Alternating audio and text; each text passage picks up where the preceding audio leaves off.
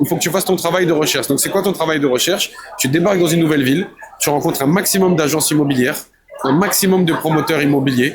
Tu as ton canevas de questions qui sont déjà prêtes à leur poser à tous que tu vas ensuite comparer. Tu peux nous partager une erreur que tu as fait sur ton parcours? Une erreur que j'ai faite, c'est ne pas savoir dire non.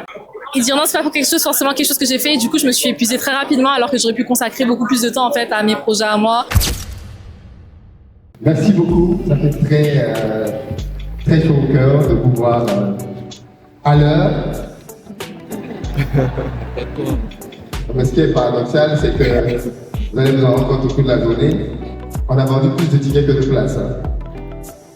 C'est-à-dire que les gens ont payé, mais ils vont venir en retard. Et ça, il faut que ça change. Ça, c'est l'une des erreurs les plus fréquentes que je peux observer. C'est un constat. L'acheteur africain a tendance à confier la mission d'achat à un intermédiaire qui est inexpérimenté. Donc ça revient continuellement parce que... Cette année, on est à l'événement qu'il ne fallait pas rater. Cet événement, ce grand événement qui réunit la crème de la diaspora africaine, Back to Africa, organisé par Philippe Simo.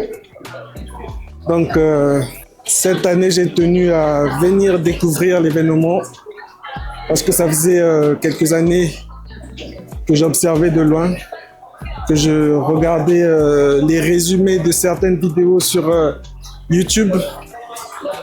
Et cette année, j'ai décidé de venir me former,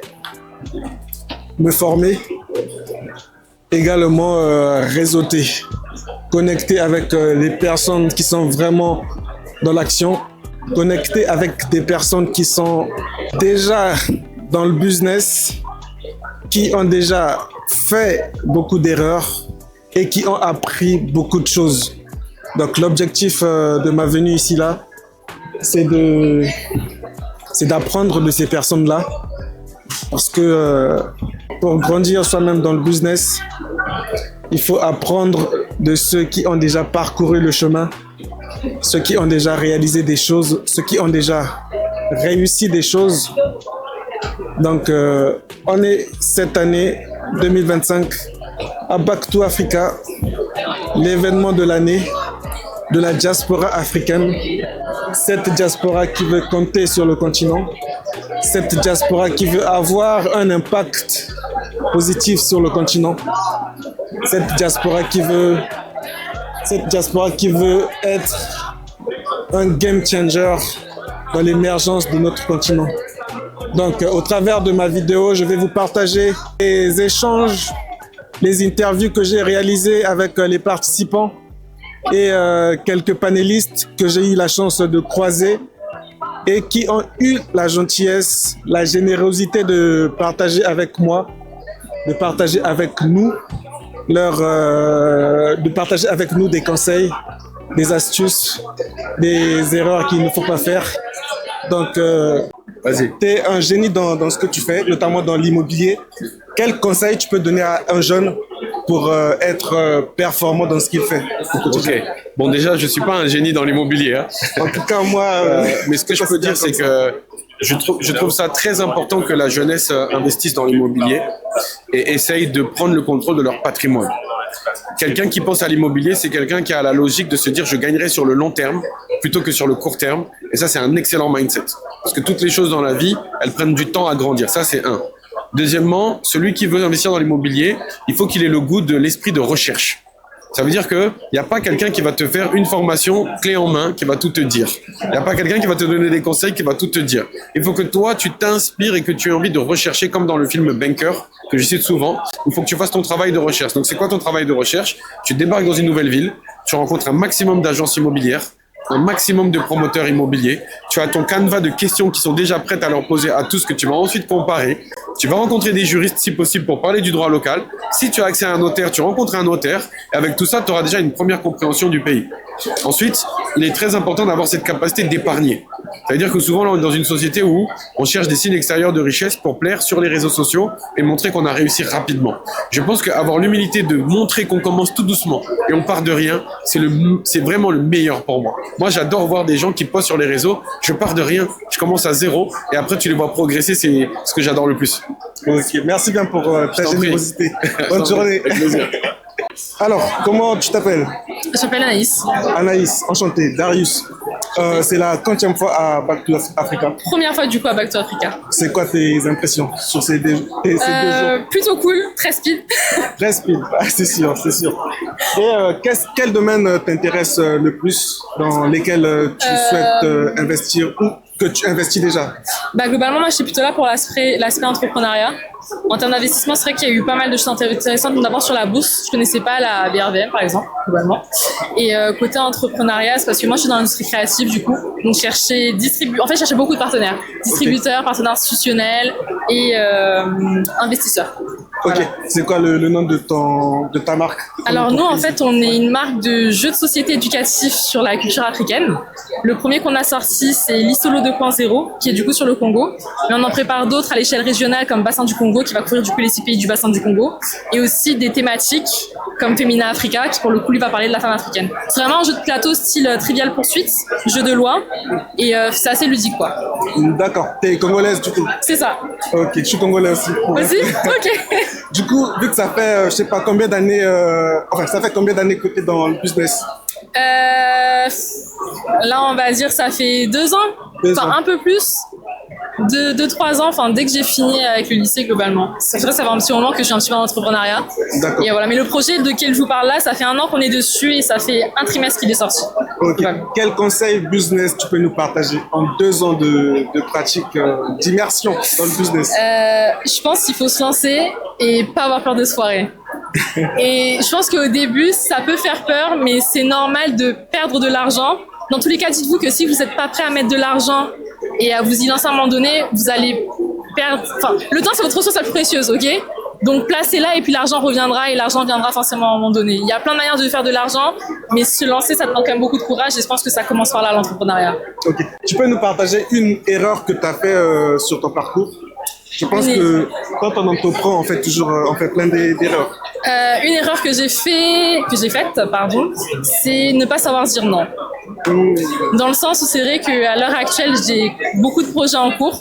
J'ai toujours cette mauvaise tendance-là à faire énormément de choses en même temps. Et pour l'instant, j'avais des amis qui des fois me demandaient de l'aide sur certains de leurs projets.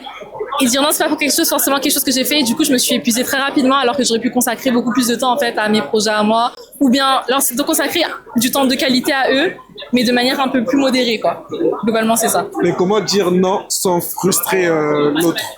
Comment dire non, je pense en étant, et ça je le pratique de plus en plus, en étant 100% honnête avec la personne. Écoute, là globalement j'ai pas le temps, mais si tu veux vraiment que je t'aide, je peux faire ça pour toi, mais je pourrais pas faire plus. Parce qu'en fait, typiquement les gens, c'est pas qu'on peut pas les aider, c'est qu'on peut pas les aider à hauteur de ce que eux ils attendent. Donc peut-être qu'on peut en faire déjà un petit peu pour eux et que ce petit peu là, ça sera déjà énormément. Il faut juste être très clair dès le début au niveau des limites, est-ce qu'on est prêt à faire ou pas. Ok, merci bien pour le Merci partage. à toi. Allez. Alors, comment vous vous appelez? Je m'appelle Diandra Bikoro. Ok. Première fois à Back to Africa? Oui, c'est la première fois. Qu'est-ce qui vous a motivé à venir cette année? Moi, mes parents, ma mère, elle est entrepreneur au Donc, Gabon. Elle fait tout ce qui est matériaux de construction. Donc, les carreaux, elle fait aussi la tôle, le ferraillage et aussi les ameublements. Donc, elle va en Chine et elle ramène ça au Gabon par voie maritime. Ok. Du coup, c'était quoi vos objectifs par rapport C'était pour prendre un peu des contacts pour elle, pour pouvoir un peu mieux structurer son business aussi. Parce que le temps du business avance et je pense qu'il faut vraiment s'entourer de bonnes personnes, de bonnes informations pour avoir une bonne croissance.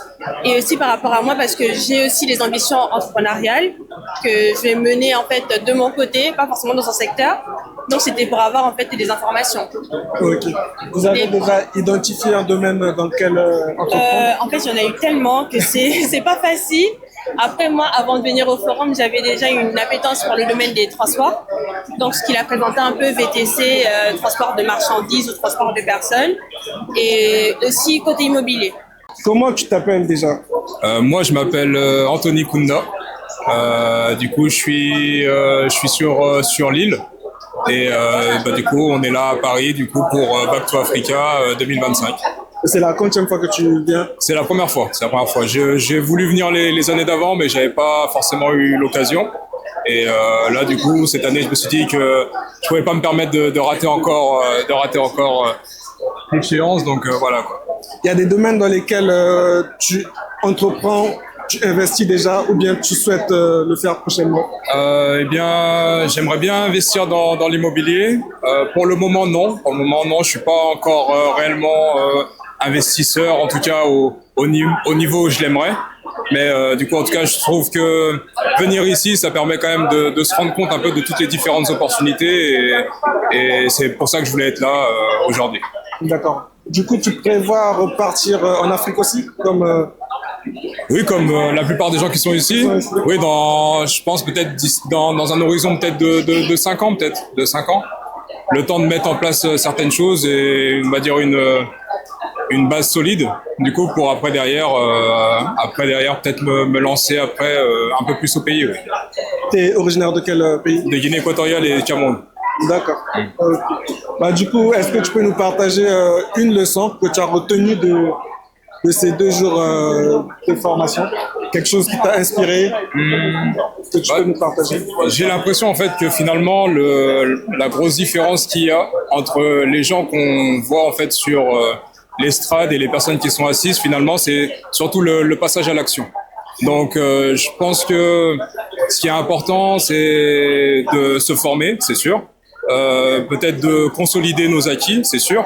Mais après, je pense que l'important, c'est de se dire, même si j'ai peut-être pas tous mes critères dans le vert, il faut peut-être aussi que j'y aille aussi, quoi.